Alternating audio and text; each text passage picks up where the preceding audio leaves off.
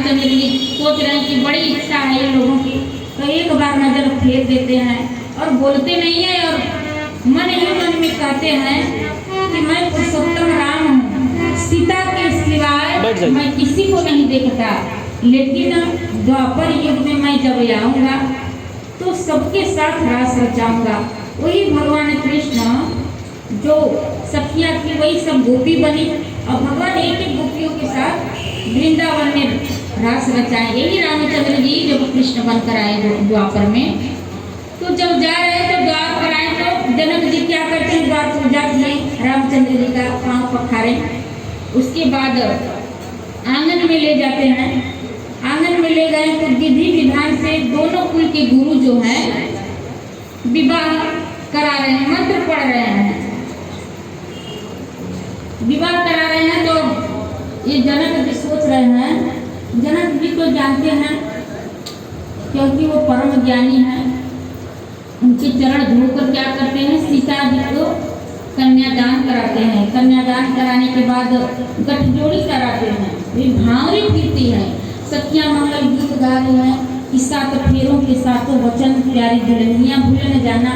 लेकिन आज के जमाने में क्या है कि लोग एक ही जन्म में कई बार शादी कर ले रहे हैं और 7 जन्म की तो बात कहिए, छोड़ दीजिए 7 जन्म की बात कि 7 जन्म निभाएंगे। तो इस प्रकार गुरु वशिष्ठ जी जब आज्ञा देते हैं तो हमारे रामचंद्र जी क्या कर रहे हैं, सीता माता के सिर में सिंदूर दे रहे हैं। इस प्रकार सीताराम का विवाह संपन्न हुआ। बोलिए रामचंद्र भगवान। तो गुरु वशिष्ठ जी कहते हैं जनक जी से कि हमारे पास अभी 3 पुत्र और हैं, लक्ष्मण भरत शत्रुघ्न, 3 पुत्र और हैं। तो बोले कि हमारे भी पास 3 पुत्री हैं। तो बोले कि इसी शुभ मुहूर्त में इनकी भी शादी कर दी जाए। बोले ठीक है, खर्चे की बचत भी होगी।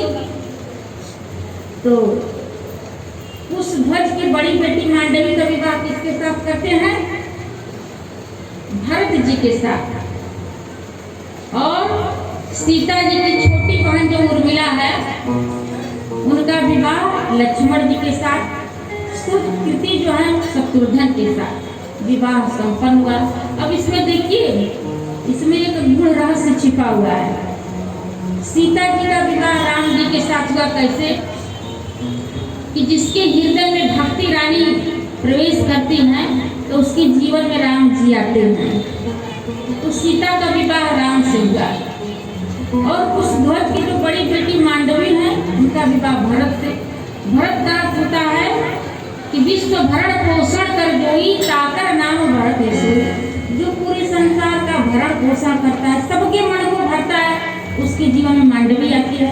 तो भरत का विवाह मांडवी के साथ हुआ। फिर उसके बाद सीता जी की जो छोटी बहन उर्मिला है तो उनका विवाह किसके साथ हुआ, लक्ष्मण जी के साथ। इसका लक्ष्मण का अर्थ होता है कि जिसका लक्ष्य ही बन जाए राम को पाना, कि हमको राम को पाना है, तो उसके जीवन में क्या होता है, उर्मिला, राम जी आ जाते हैं, यानी उर्मिला यानी मिल जाते हैं, राम जी मिल जाते हैं।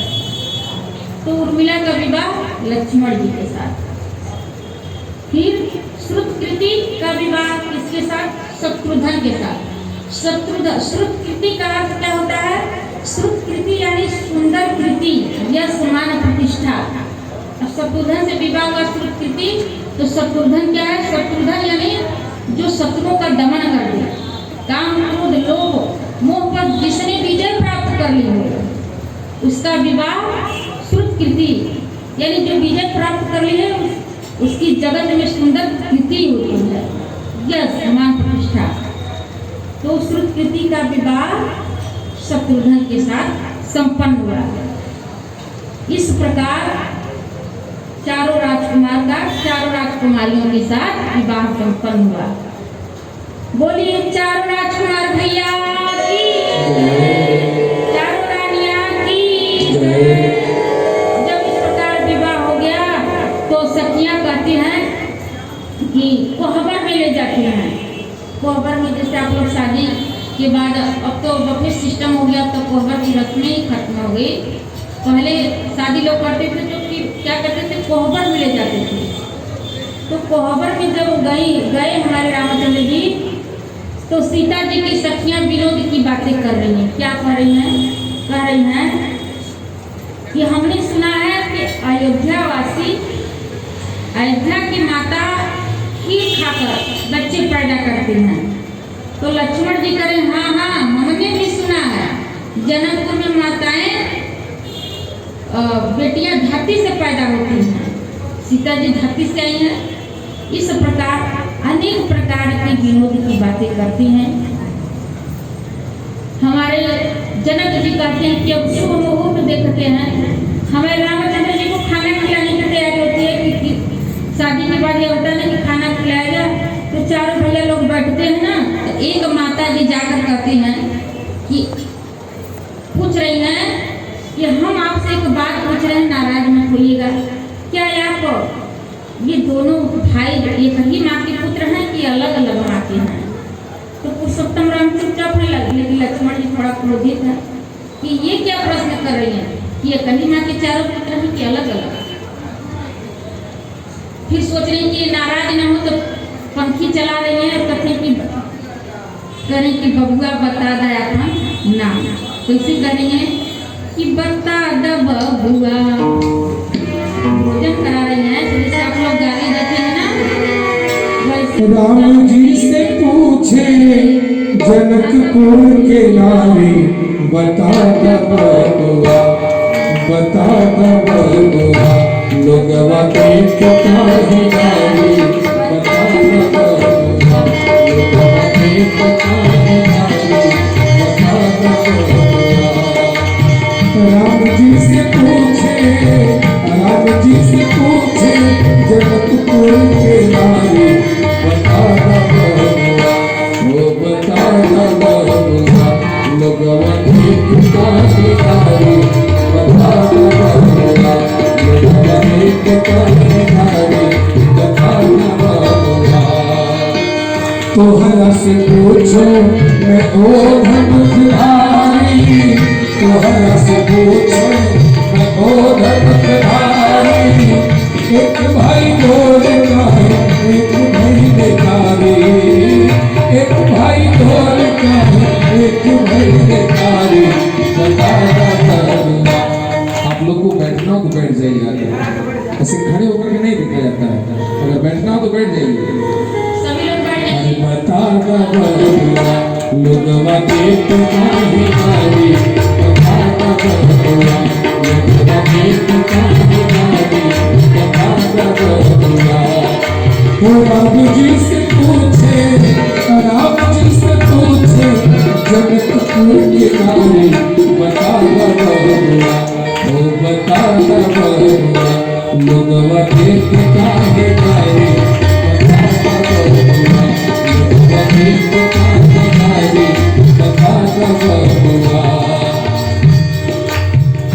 बूढ़ो बाबा के पकल पकल दाढ़ी, इसको गाली दे रही है, विश्वामित्र जी को गाली दे रही है।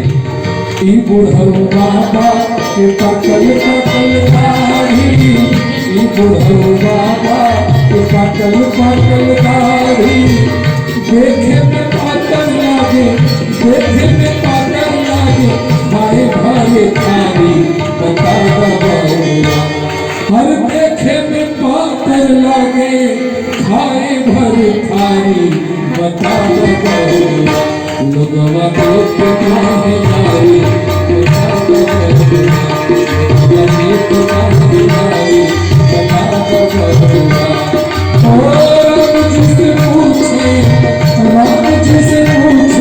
जनकपुर के नारी, बता द बबुआ, लोगवा के काहे नारी, बता द बबुआ, लोगवा के काहे नारी, लोगवा के काहे नारी, बता द बबुआ। बोलिए हनुमान जी महाराज की। श्याम रामचंद्र भगवान की। तो पुरुषोत्तम राम है, कुछ बोल ही नहीं रहे हैं। अपने सारी नारियां अपना गाली दे रही हैं भोजन करते समय, लेकिन हमारे लक्ष्मण जी क्रोधित हो रहे हैं, लेकिन रामचंद्र जी रोक दे रहे हैं। क्यों रोक दे रहे हैं? कि यह रस्म होता है, गाने दीजिए। और उसके बाद जब गालियाँ दे देती हैं तो शुभ मुहूर्त देखकर जनक जी क्या करते हैं? पालकी मंगवाते हैं। पालकी मंगवाते हैं और सीता जी की माता सीता जी को सीख दे रही है, कह रही है विदाई के समय सीख दे रही है कि ससुराल में जा रहे हैं तो पति सो जाए तब सोना चाहिए। पति को संकट सदृश मानकर उनकी सेवा करनी चाहिए। पति यदि कटु शब्द बोल दे तब भी मौन रहना चाहिए, और जब वो बुलाए तो ये जी कह के जाना चाहिए। आज के जमाने में पति एक बोले तो चार सुनेंगे, ये जी की तो बात छोड़िए। तो और कह रही है कि जब पति के पहले सो जाइए और उठने के पहले उठ जाइए, सीख दे रही है। सखी सीता माता के माध्यम से हम सभी को शिक्षा दे रही है।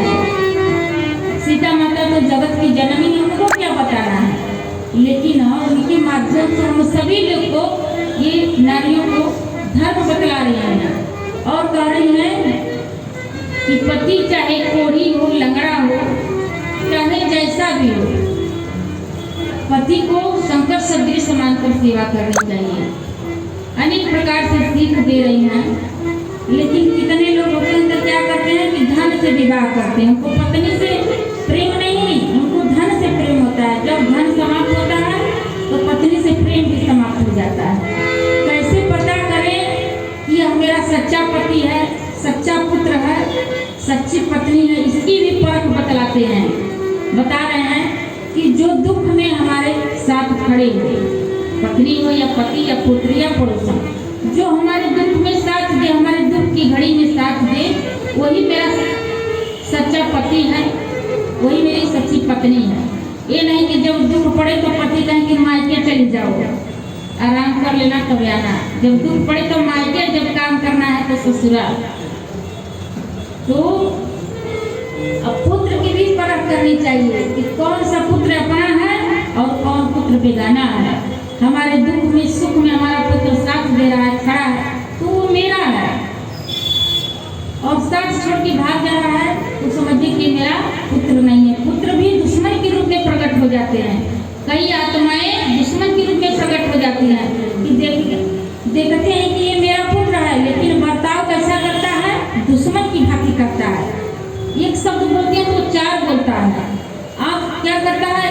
आँख दिखाता है एकदम गुस्से से, जैसे दुश्मन से लोग बात करते हैं वैसे। तो हमारे पूर्व जन्म का क्या है? ये बैरी है जो हमारी कोख में जन्म लिया है और बदला लेने के लिए आया है। जितने दिन उतने दिन हमको क्या कर रहा है? डिस्टर्ब कर रहा है, परेशान कर रहा है। तो ये समझिए कि मेरा पुत्र नहीं है। पत्नी भी है तो कहते हैं कि कितना सुख मिलना है, कितना दुख मिलना है, सब फिक्स है। लोग सोचते हैं कि बेटे की शादी कर लेंगे तो हम सुख से रहेंगे। जरा नजर उठाकर देखिए कि जितने लोग शादी कर लिए हैं बेटे के, तो क्या सुख से हैं? या बेटी सब बेटियों की शादी कर लिए तो क्या वो सुखी से हैं? तभी परेशानियां हैं। पहले भी परेशानियां थी, आज भी परेशानियां हैं। परेशानियां समाप्त होने वाली नहीं है। तो इसलिए कहते हैं कि जथा लाभ संतोषा, सपना नहीं देखा पर दोषा। जितना है उतने में संतोष कीजिए। थिंकिंग पॉजिटिव, सोच हमेशा सकारात्मक रखिए कि मेरा जो है जैसा है मेरा बहुत बढ़िया है। अपने से हमेशा नीचे को देखिए कि हमारे पास तो नारायण की कृपा से 2 रूम है, और जो मेरे पीछे आता है तो उसके पास तो एक ही रूम है, उसी में खाना पीना बनाना, बच्चे सोना, सब कुछ। तो आप सदैव सुखी रहेंगे। अगर अपने से ऊपर को अगर आप देखते रहेंगे तो सदैव परेशान रहेंगे, हमेशा परेशान रहेंगे। तो इसलिए ये सब कहते हैं कि कथा हमारे जीवन की व्यथा मिटाती। तो कैसे व्यथा मिटाती है?